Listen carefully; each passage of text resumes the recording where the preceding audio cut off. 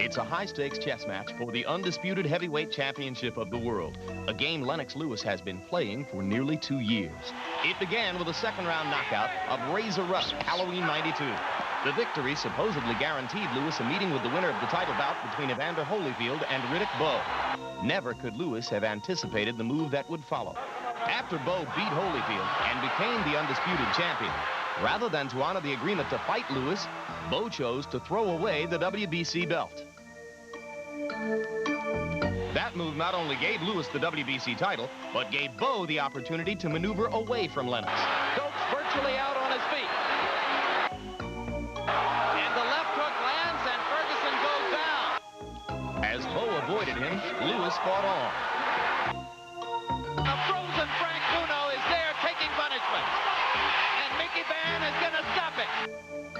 Finally, on November 6, Lewis found himself in position to unify the title when Holyfield defeated Bowe to reclaim 2 heavyweight belts. But in this game, you can never predict your opponent's next move, particularly when it's controlled by a governing body, who threatened to strip Holyfield of his titles unless he fought the #1 contender, Michael Moorer. When Holyfield lost, Lewis again found himself without a move. There still looms a fight with Bowe and later Michael Moorer. But before this match can come to an end, Lewis must defeat tonight's opponent, the WBC's new #1 contender, Oliver McCall. Enough with the games, mate. You're messing with the Grand Master.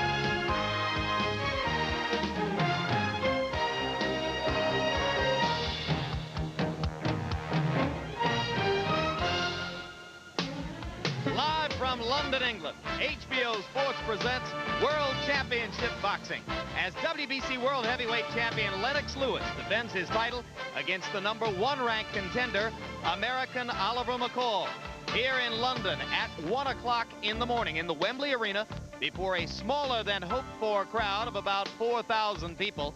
Lennox Lewis prepares to defend the championship he was given by the WBC 2 years ago against an American who has surprisingly made his way to the forefront of the heavyweight rankings, the heretofore little-known Oliver McCall.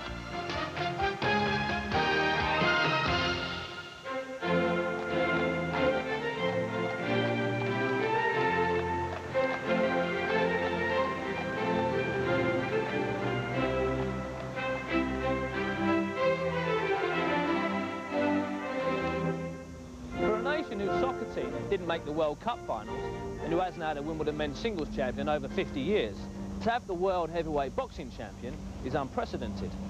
Lennox Lewis is the first man to achieve that for Great Britain in over 100 years. So really we should put him on a pedestal and honour him. But we don't. The jury is out on Lennox Lewis. People close to the sport of boxing and the man and woman on the street are definitely divided in their opinion of him. An Olympic gold medal for Canada, a world heavyweight title for Great Britain. Is it a question of patriotism, of where you were born, or is it purely a question of money? To put it mildly, he's an opportunist. He turned professional and he looked around. There was nothing that could be done for him at Canada. They hardly run any professional shows there. He would be considered a foreigner in America trying to make his way. So he decided to become an Englishman, which was apparently his original birthright, and he came here and decided to cash in on being an Englishman. You could forgive a rival promoter for being jealous. There's a lot of money to be made from a heavyweight champion. So what does Lennox say about the transformation? I could have fought in America, but I think this is something that I wanted to do because of the fact I grew up in East London. I'm from England, and it was just the best route for me to take. When Lewis fought Bruno, the British public was split in who to support. Many got behind the true Brit, Bruno. And even though Lewis won, doubts still exist about the champion. It depends which people doubt it. If it's other people in boxing, that's only a pure jealousy factor. The average guy out on the street recognises Lennox Lewis for what he is. An English guy that's become world heavyweight champion, the first one in 100 years, and probably the only one. So is Frank Maloney right? Are the public 100% behind their champion? This is Berwick Street, a market in the heart of London, and a good place to ask the British public what they think. He's not really been brought up in this country, and he's a Canadian. He was born and bred in this country, so I think he's entitled to fight for this country. It's difficult to describe him as British as he spent so much time abroad in Canada. I think he's made his decision. He wants to be over here and he fights for England. Lennox Lewis, just, in my eyes, he's just going where the money's going. And he ain't doing nothing for England at all. He comes from West Ham, East End boy. If you're born somewhere, that's where you are. That's where you come from. I think he's fighting under a flag of convenience. This quote incensed many when it was printed in Esquire magazine. And remember too that he was in Jamaica, not England, when he was officially announced WBC champion. In reply to the question, why aren't you here, he said, Ain't I entitled one little holiday? Now you must remember that people in the public eye will forever be criticised, and Lewis is no exception. But he doesn't spend enough of his leisure time in these shores, and it doesn't go unnoticed. Lewis doesn't work hard, I don't think, at promoting his image. I know he's had criticism from the likes of Don King that Lewis doesn't attend press conferences, doesn't feature. He certainly initially worked very hard in England to try and win over the British public when he was climbing the steps. But now he's got there, all of a sudden it's a different kettle of fish. We don't see him over here. Well, there you have it. Just how patriotic is Lennox Lewis. I think the quote, I like England, I love Canada, sums a lot of it up. Canada is where he was raised, England is where he does his business. But for me, I'm proud of what he's done for this country. In my eyes, Lennox Lewis is as British as the Houses of Parliament, the Tower Bridge, the changing of the guard, and you can't get any more English than the epitome of Englishness itself, James Bond. I'll let you think about that one for a while. Clever enough, Gary. The subtle reference there. If Irishman Pierce Brosnan lives at the doorstep of Hollywood, he does so because that's where the money is. And Larry, if Lennox Lewis fights in the name of commerce, he isn't the first fighter to do it. Not at all. In fact, Tommy Burt, the last British heavyweight champion back at the start of the century, fled England early in his life, and when he came here, he had a fight here, and he stood at the turnstile. He demanded that there should be one turnstile, counted everybody who came in, insisted on getting paid before he went to fight. So this has been going on for a long time. It's the sad fact of Lewis's appeal here that if he had wanted to count every spectator here tonight, he might have had time to do it himself. Tail of the tape between these two fighters, and you'll see that they are both 29 years old. The champion enjoys 3 inches in height, 6 3/4 pounds in weight, and 8 inches in reach advantage. Punch stat numbers, Larry. Here's a look at how active the fighters are and how accurate they are, and the numbers speak for themselves. They both throw about the same amount of punches per round. Lewis is the more accurate puncher. And the jabs tell the story. Lewis throws far many more jabs, lands far many more jabs to set up his big right hand. Harold Letterman, the rules, please. Lennox Lewis and Oliver McCall will box tonight using the rules of the World Boxing Council. There is no standing 8 count, no 3 knockdown rule. You can be saved by the bell in the last round only. Only the referee can stop the fight, and in case a cut is caused by an accidental headbutt, and that cut causes the fight to be stopped, we go to the scorecards after 3 rounds have been completed. Before that, it's a technical draw.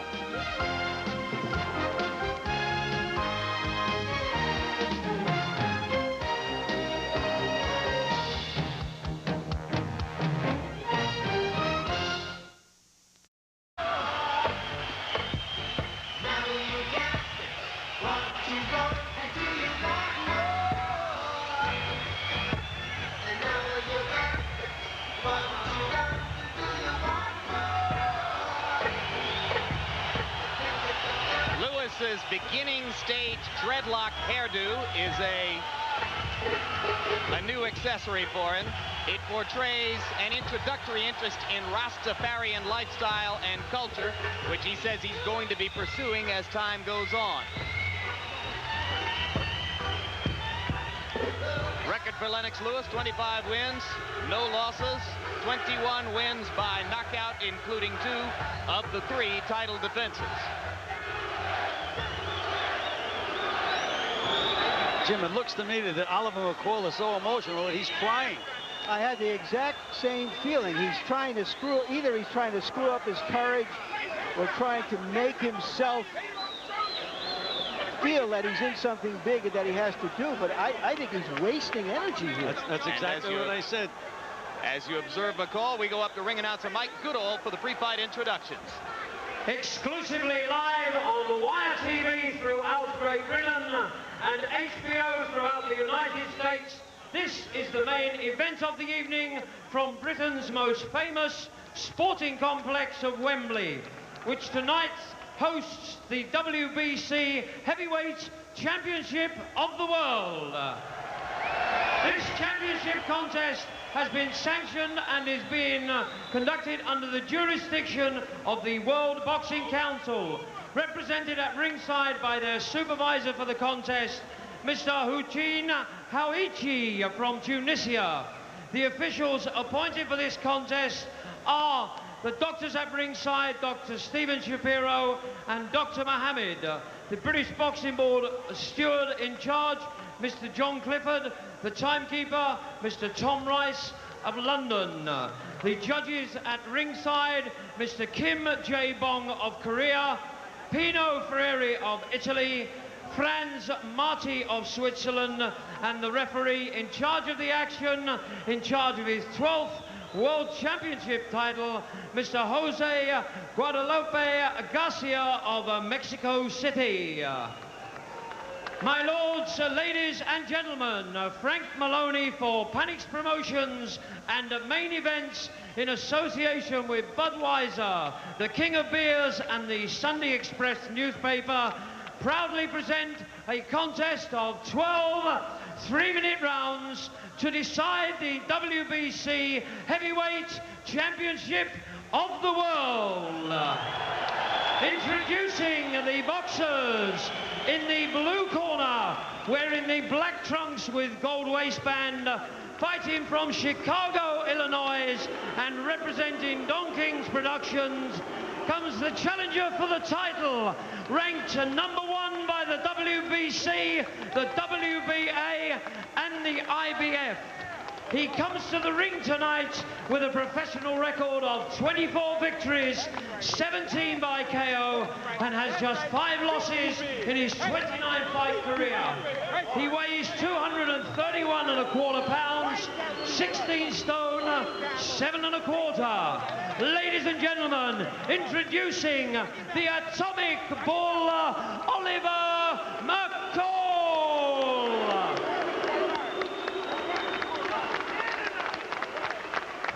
And in the red corner, wearing black trunks with red trim, fighting out of his native East London, he is a former Olympic gold medalist whose professional record is undefeated in 25 contests, 21 coming by way of knockout.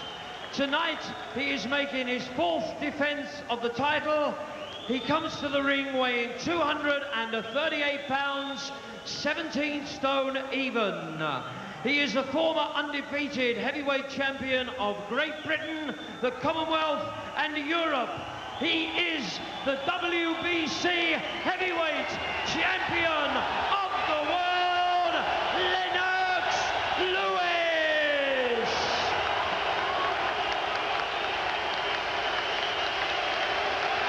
Ladies and gentlemen, the WBC heavyweight championship of the world.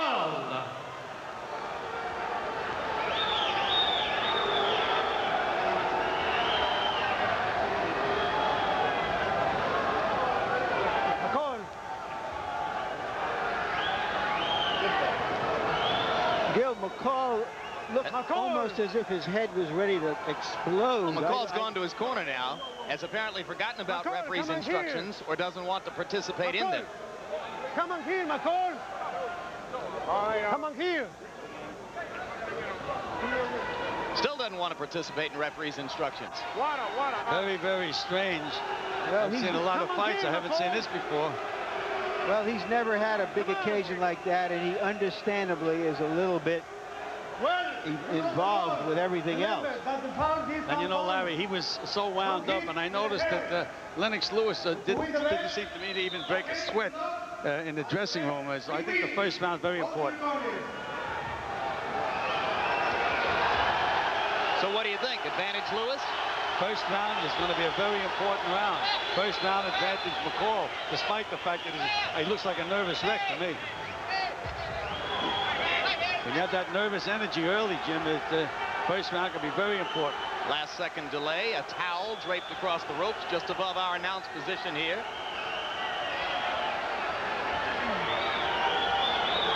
So after some unusual moments, and they seem to crop up in every heavyweight championship fight, here we go. Lewis standing like a statue, much as he did at the beginning of his flawed defense against Bruno a year ago.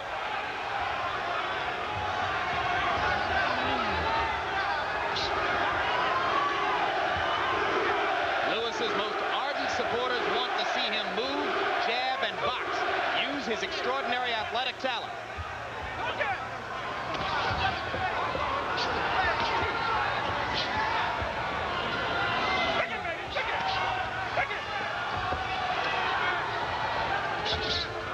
McCall trying to find the range to punch up at the bigger man. Lewis pawing with the jab as he did through much of the fight against Phil Jackson in May.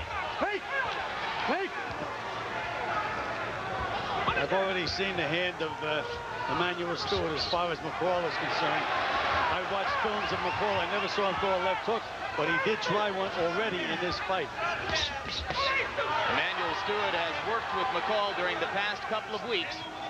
As an assistant trainer and technical advisor, says that his man will show a variety of different styles during the fight tonight to try to confuse Lewis.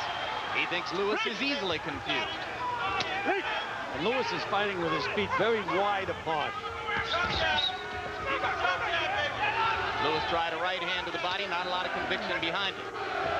Hasn't yet thrown the sharp jab, which is his best. Mostly just sticking it out there.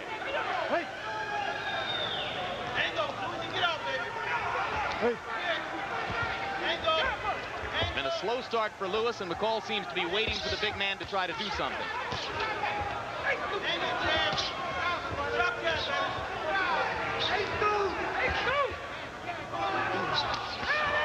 Lewis misses with the right. McCall gets a right hand to the body inside. Good counter by McCall. Another right hand to the body by McCall. And a little left hook there.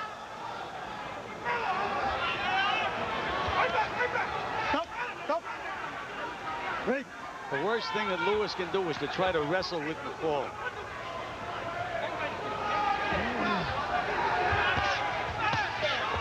Right hand lands for McCall over the top. He misses to the body as Lewis backs away. Now Lewis begins to throw the jab with a little bit more intent. Dropping that left hand, Lewis.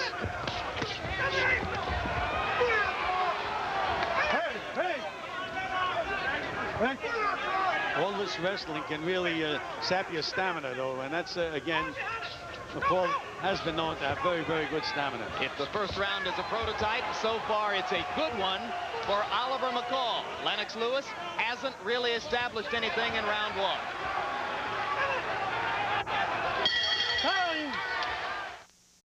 Two right hands in the first round, and we've seen him before, Gil. I thought it was by his own fight plan, but perhaps that's also the fight plan of Steward. And you know, Larry, down goes Lewis, having caught a short left hand inside. 6, 7, 8, 9. What is this? The WBC's referee has stopped this fight after a count to 9 with Lewis standing in front of him. And we're going to have a riot here. José Guadalupe Garcia stopped the fight in the second round. Oliver McCall is going absolutely nuts. The crowd at ringside momentarily stunned, and that's got to be one of the strangest stoppages I ever saw. Certainly was. He was up at about the count of 5, wobbled a little bit, but then he seemed to be getting himself together. It was for the heavyweight championship of the world. I can't believe what I just saw, but it's a WBC referee from Mexico. Jose Suleiman is the head of the WBC. He's from Mexico.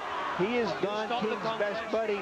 I think that very likely McCall might have finished Lennox Lewis. I do but too. Lennox Lewis, as the heavyweight champion, earned the right to be knocked out if that was how it was going to happen. I count. Now out. Look out. Yeah, you stop the contest. All right, let's take another look. Gil, you say it was a short right hand inside. I called it a left. But let's take a look at the punch that put Lewis down. They're just moving around, sparring. Again, I had mentioned there's that right hand right on the button. Down goes Lewis. Another look. See, Lewis was fighting with that leg so far apart that he had to reach in with the right hand, and he got beat to the punch. Well, his detractors have always said he has bad balance. But that's hardly a devastating punch. He was up by the count of 6 and certainly appeared capable of continuing in the fight. Referee José Guadalupe Garcia of Mexico City, working his 12th championship fight, according to the literature we're given, with Jose Suleiman, the WBC president, seated at ringside, stops the fight after 1 knockdown in the 2nd round. And with that... Well, once again, the best laid plans go awry for Lennox Lewis, but this time he has nobody to blame but himself. Out the window goes the possibility of Lewis versus Bowe in March. Oliver McCall earns 1/3 of the heavyweight championship. Right now, let's go to ring announcer Mike Goodall for the official particulars. Ladies and gentlemen, after 31 seconds of round 2, the referee has counted out Lennox Lewis, the winner and new WBC heavyweight champion of the world, Oliver McCall. I told you. This way. Give me my belt. And still in the ring, the aftermath is confusion, chaos, uncertainty as to exactly how this has taken place.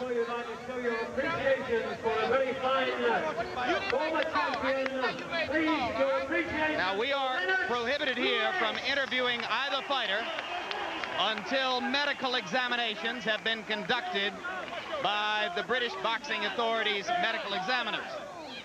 So momentarily, we hope to get a chance to talk to both Lewis and McCall, and I'm sure that Larry Merchant will work as well toward an opportunity to hear from the referee, Jose Guadalupe Garcia. I've never seen him before. Don't know if you have, Larry, but he's just made a huge impression on the sport. You've been around the fight game as long as anybody who's active right now. You ever seen this referee? Never seen this referee, never. All right. Let's take another look at the round. We're going to look at it via our handheld cameras in real time and get one more look at the sequence of events that led up to the stoppage of the fight. 31 seconds worth of round number 2. And you can see Lewis with his legs so wide apart. When he throws that right hand, he has to reach. And here it comes. The beat to the punch, reaching in with that right hand. When you get hit, get caught coming in, you really get nailed. And he was nailed. Legs are wobbly, clearly hurt at that point. And perhaps it was the fact that he put his body weight on the referee and leaned on the referee without being able to steady himself into an erect position that convinced the referee he should stop it. Absolutely. He fell right into the referee. As a matter of fact, if the referee stepped aside, I think he would have fell down again. All right. Maybe that was what led the referee to make his decision. Meanwhile, I'm told that Larry is standing by with the new WBC heavyweight champion of the world, Oliver McCall. Larry. You knocked him down. He gets up at the count of 6. He was wobbly. He was glazed. He would have got knocked out again. But probably. But he would have. But were you surprised that here in his hometown they stopped it that quickly? No. Hey, what y'all want me to do? Kill a man? Right. See, that's what's wrong now. It's a strange sport, Gil, and you see strange things all the time. You don't want to leap to too many conclusions too fast, but you saw the joy with which Don King embraces his return to a part of the heavyweight championship. It's been a few years, and he's back. Returned from almost oblivion. Back on top again with a heavyweight champion. Never count him out. Let's go to Larry Merchant once again, now with Lennox Lewis. All right, Lennox, give us your version of what happened. I just got caught with a lucky shot, and the referee seemed to help him along really good. How dazed, how hurt, how wobbly were you because you looked badly hurt? I wasn't badly hurt. I was dazed. I got to my feet. I recovered. The referee asked me if I was okay. I nodded yeah. Oliver McCall ain't that good. He's not that good, so don't... Well, you're not going to convince the people who are out there. He did land a right-hand punch. He landed a great right-hand punch. He put me on the ground. I tried to get up too fast. I was a little bit wobbly, and all of a sudden the referee just said, no, that was it. Did you talk to him? Was he able to communicate with you at all? The referee couldn't even speak English. When you nod your head, that means yes. Incidentally, the British Board of Boxing Control will not allow us to interview referee José Guadalupe Garcia, so we won't be able to hear from him, and if in fact what Lewis says that he doesn't speak English is true, then it might not have gained us all that much. But meanwhile, we do have a chance to talk to one of the men from Lewis's management team, Frank Maloney, standing by now with Larry. Larry. All right, Frank Maloney, you explain to us, did you protest at all the fact that there was a Mexican referee at this event? We protested strongly. There was a Mexican referee and a Mexican judge to start with. We had the judge removed, and we protested to our board of control that they should have the referee removed. The board said there was nothing they could do. It was the policy of the WBC. We protested to the WBC strongly. Up until the day before the fight, we were still protesting about the Mexican referee. One of the world shockers of recent years in boxing. 31 seconds into the second round, referee José Guadalupe Garcia of Mexico, working his 12th World Championship fight, stops the fight and declares Oliver McCall the WBC World Heavyweight Champion after this knockdown of Lennox Lewis. A befuddled Lewis, as shocked as were his partisans at ringside.